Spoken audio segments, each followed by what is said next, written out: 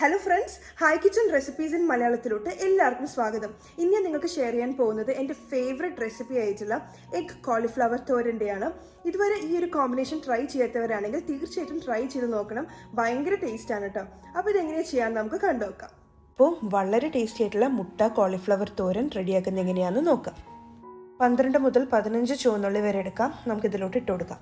ഞാനിവിടെ 2 വലിയ അല്ലി വെളുത്തുള്ളിയാണ് ചേർക്കുന്നത്. ചെറുതൊക്കെ ആണെങ്കിൽ 3 എണ്ണം വരെ ചേർക്കാം.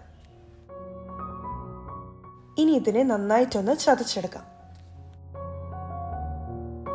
ഒരു ബൗളിലോട്ട് 2 കോഴിമുട്ട പൊട്ടിച്ചിട്ടിട്ടുണ്ട്. ഇതിൻ്റെ കൂടെ ആവശ്യത്തിന് ഉപ്പും കൂടെ ചേർത്തിട്ടുണ്ട്. ഓരോരുത്തരുടെ എരിവനുസരിച്ച് കുരുമുളക് പൊടിയും കൂടെ ചേർത്ത് കൊടുത്ത് ഇതിനെ ഒന്ന് ബീറ്റ് ചെയ്തെടുക്കാം. ഇനി നമുക്കിതിനെ കുക്ക് ചെയ്തെടുക്കാം. അതിനായിട്ട് ഒരു പാൻ വെക്കുക. ഫ്ലെയിം ഓൺ ചെയ്തിട്ട് ഒരു മീഡിയം ഫ്ലെയിമിലിട്ടിട്ട് വേണം വെക്കാനായിട്ട്. കുറച്ച് വെളിച്ചെണ്ണ ആദ്യം ഒഴിച്ചു കൊടുക്കാം. ആദ്യം തന്നെ നമ്മൾ മുട്ട ഒന്ന് സ്ക്രാമ്പിൾ ചെയ്തെടുക്കാൻ പോവാണ്. അപ്പം ഒരുപാട് വെളിച്ചെണ്ണയുടെ ആവശ്യമില്ല. അപ്പോൾ വെളിച്ചെണ്ണ ചൂടായതിനു ശേഷം നമ്മൾ നേരത്തെ ബീറ്റ് ചെയ്ത് വെച്ചിട്ടുണ്ടായിരുന്ന എഗ്ഗിൻ്റെ കൂട്ട് അത് നമുക്ക് ഇതിലോട്ട് ഇട്ട് കൊടുക്കാം. അപ്പോൾ ഇതൊന്ന് ചൂടായതിനു ശേഷം ഇതുപോലെ അങ്ങോട്ട് സ്ക്രാമ്പിൾ ചെയ്ത് എടുക്കാം. അപ്പോൾ ഇത് പെട്ടെന്ന് തന്നെ ആകും കേട്ടോ. നിങ്ങൾക്ക് വേണമെങ്കിൽ ഒരു മുട്ടയും കൂടെയൊക്കെ ചേർക്കാം. ഞാനിന്ന് 2 മുട്ട എടുത്തിട്ടുള്ളൂ. അതൊക്കെ നിങ്ങളുടെ ഇഷ്ടം പോലെ ചെയ്യാം. അപ്പോൾ ഇതൊന്ന് സ്ക്രാമ്പിൾ ചെയ്തതിന് ശേഷം നമുക്കിതിനെ വേറൊരു പാത്രത്തിലോട്ട് മാറ്റാം. ഇനി ഇതേ പാനിലോട്ട് കുറച്ചുകൂടെ വെളിച്ചെണ്ണ ഒഴിച്ചു കൊടുക്കാം. ഈ പാൻ മാറ്റാൻ നിൽക്കണ്ട കേട്ടോ. അതേ പാനിലിട്ടിട്ട് വേണം നമ്മൾ ബാക്കിയുള്ള സ്റ്റെപ്പ് ചെയ്യാനായിട്ട്. അപ്പോഴായിരിക്കും ആ മുട്ട പൊരിച്ചതിൻ്റെ ആ ഒരു നല്ലൊരു സ്മെല്ല് നമ്മുടെ തോരന് കിട്ടും. ചൂടായ വെളിച്ചെണ്ണയിലോട്ട് നമ്മൾ നേരത്തെ ചതച്ച് വെച്ചിട്ടുള്ള വെളുത്തുള്ളിയും ചുവന്നുള്ളിയും അത് നമുക്കിതിലോട്ട് ചേർക്കാം. കുറച്ച് കറിവേപ്പിലയും കൂടെ ചേർത്ത് കൊടുത്ത് നമുക്കിതിനെ ഒന്ന് ഇളക്കിയെടുക്കാം. ഒരു മീഡിയം ടു മീഡിയം ലോ ഫ്ലെയിമിലിട്ടിട്ട് വേണം നമുക്കിതിനെ സോട്ട് ചെയ്തെടുക്കാനായിട്ട്. ഇതിങ്ങനെ ഒരുപാട് ഇങ്ങനെ ബ്രൗൺ കളറൊന്നും ആവേണ്ട ആവശ്യമില്ല. ഒന്ന് വാടി കിട്ടിയാൽ മാത്രം മതി. ഇതൊന്ന് വാടി തുടങ്ങുന്ന ആ ഒരു ടൈമിൽ വേണം നമ്മൾ ഇതിലോട്ട് 1/4 ടീസ്പൂൺ മഞ്ഞൾപ്പൊടി ചേർത്ത് കൊടുക്കാനായിട്ട്.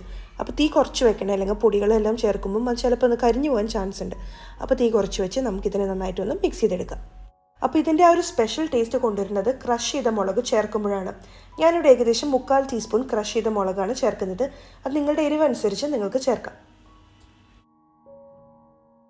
ഞാനിവിടെ ഏകദേശം 350 ഗ്രാം കോളിഫ്ലവർ എടുത്തിട്ടുണ്ട്. വളരെ ചെറുതാക്കി അരിഞ്ഞതാണ്. ഇതുപോലെ ചെറുതായിട്ട് അരിയണം, എന്നാൽ മാത്രമായിരിക്കും ഈ തോരന് നല്ല ടേസ്റ്റ് ഉണ്ടാവുക. അപ്പോൾ അത് നമുക്കിതിലോട്ട് ചേർത്ത് കൊടുക്കാം. ചേർത്ത് കൊടുത്ത് നമുക്കിതിനൊന്ന് മിക്സ് ചെയ്തെടുക്കാം. അപ്പോൾ കോളിഫ്ലവർ എന്ന് പറയുന്നത് പെട്ടെന്ന് വേകുന്നൊരു സംഭവമാണെങ്കിൽ പോലും കുറച്ച് വെള്ളം കൂടെ ഞാൻ ചേർത്ത് കൊടുക്കുന്നുണ്ട്. വേണമെങ്കിൽ മാത്രം കുറച്ചും കൂടെ കുരുമുളക് പൊടി ചേർത്ത് കൊടുക്കാം.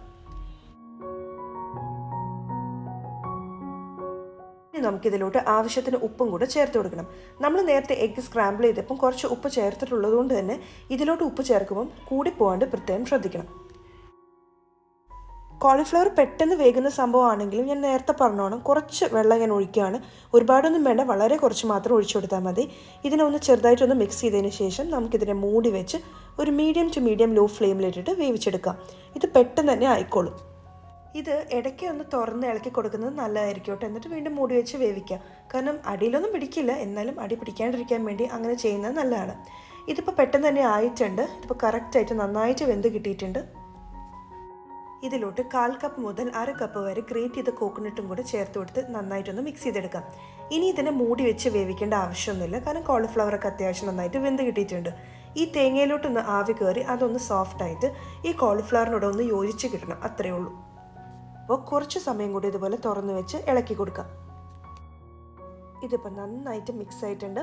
നന്നായിട്ട് കോളിഫ്ലവറൊക്കെ നല്ല സോഫ്റ്റായിട്ട് വെന്ത് കിട്ടിയിട്ടുണ്ട്. ഇനി നമുക്കിതിലോട്ട് നമ്മൾ നേരത്തെ സ്ക്രാമ്പിൾ ചെയ്ത് വെച്ചിട്ടുണ്ടായിരുന്ന എഗ്ഗ് അത് നമുക്കിതിലോട്ട് ചേർത്ത് കൊടുത്ത് മിക്സ് ചെയ്തെടുക്കാം. അപ്പോൾ ഇത്രയേ ഉള്ളൂ. വളരെ ടേസ്റ്റി ആയിട്ടുള്ള എഗ് കോളിഫ്ലവർ തോരൻ ഇവിടെ റെഡി ആയിട്ടുണ്ട്.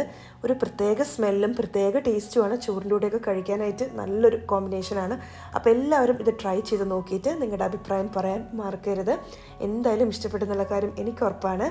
അപ്പോൾ എൻ്റെ റെസിപ്പീസ് എല്ലാം ഇഷ്ടപ്പെടുന്നുണ്ടെങ്കിൽ ഇതുവരെ എൻ്റെ ചാനൽ സബ്സ്ക്രൈബ് ചെയ്യാനാണ് കാണണമെങ്കിൽ താഴെയുള്ള red colour subscribe button click ചെയ്യാനും മറക്കരുത്. അപ്പോൾ ശരി, നമുക്കിനി അടുത്ത റെസിപ്പി വീഡിയോയിൽ കാണാം. Thank you so much for watching. By.